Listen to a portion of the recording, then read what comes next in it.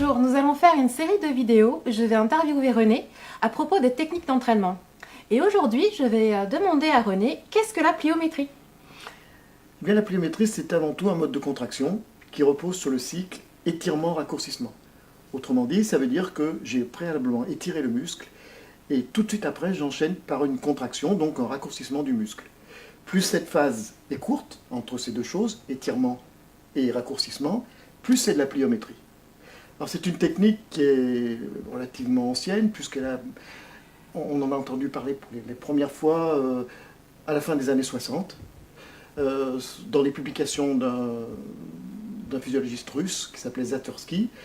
Et en fait, ça fait partie de l'arsenal des pays du bloc de l'Est. Et à cette époque-là, ça l'est toujours maintenant, même si c'est un petit peu moins, c'était des nations très dominantes dans de très nombreux sports. Donc évidemment, tout ce qui filtrait de leur secret d'entraînement, eh bien, c'était décortiqué, appliqué, etc. Et tout le monde s'enthousiasmait pour ces méthodes qui étaient, entre guillemets, secrètes. Et puis le terme pliométrique, vraiment, il est apparu dans les années 75 par un entraîneur d'athlétisme américain qui s'appelait Fred Wilt. Et lui, il a voulu réunir et regrouper tous les différents exercices dits de pliométrie. Et à ce moment-là, le mot pliométrie est apparu pour la première fois, donc dans les années 75. Pourquoi ça marche? Ça marche parce que ça repose sur deux choses. D'abord, le réflexe myotatique, et ensuite, les éléments élastiques, les composantes élastiques du muscle. Donc, physiologiquement, le réflexe d'étirement qui est déclenché par les fuseaux neuromusculaires, je vais dans la physiologie, là, pas les neuromusculaires, accroît la décharge de l'influx nerveux, déjà première chose. Ensuite, la préinnervation qui est créée pendant la phase d'étirement, et juste avant, par exemple, pour les sauts en profondeur avant le contact au sol, ou pour les exercices avant la contraction musculaire de raccourcissement, ça multiplie le nombre de fibres qui vont être actives, et ça modifie aussi l'élasticité du muscle. Ça, c'est les deux premières raisons qui concernent le réflexe myotatique. Et puis ensuite, les éléments élastiques, eux, vont agir comme des accumulateurs d'énergie. Donc, ils vont accumuler cette énergie pendant la phase de raccourcissement, et puis ils vont la restituer, donc, après, au moment de la contraction. Ce qui fait que, résultat des courses, finalement, on a un développement de la force plus important et plus rapide. Voilà l'histoire de la pliométrie. D'accord. Et donc tu me dis, pour les sauts en profondeur, tout ça, ça marche que pour les membres inférieurs?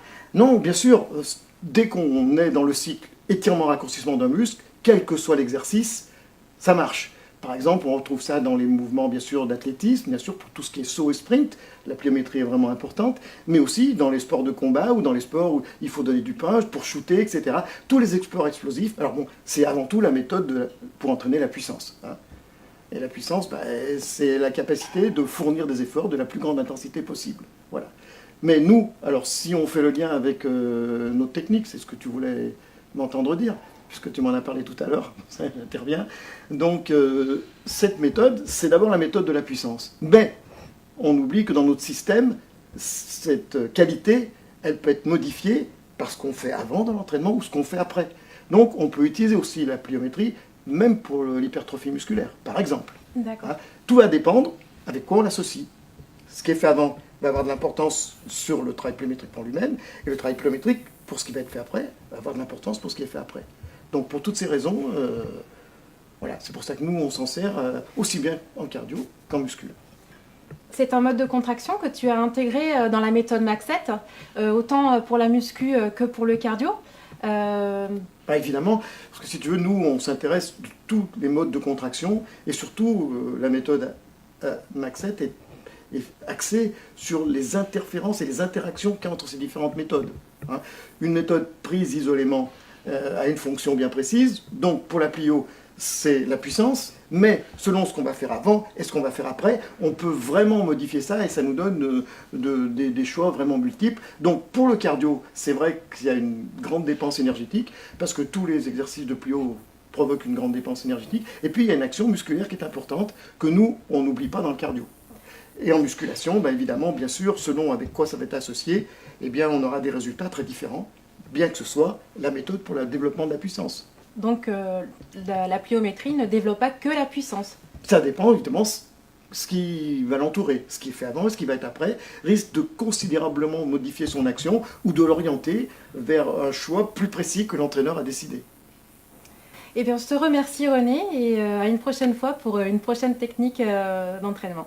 Ben, merci Nathalie, c'était toujours un grand plaisir de parler de l'entraînement avec toi. Merci.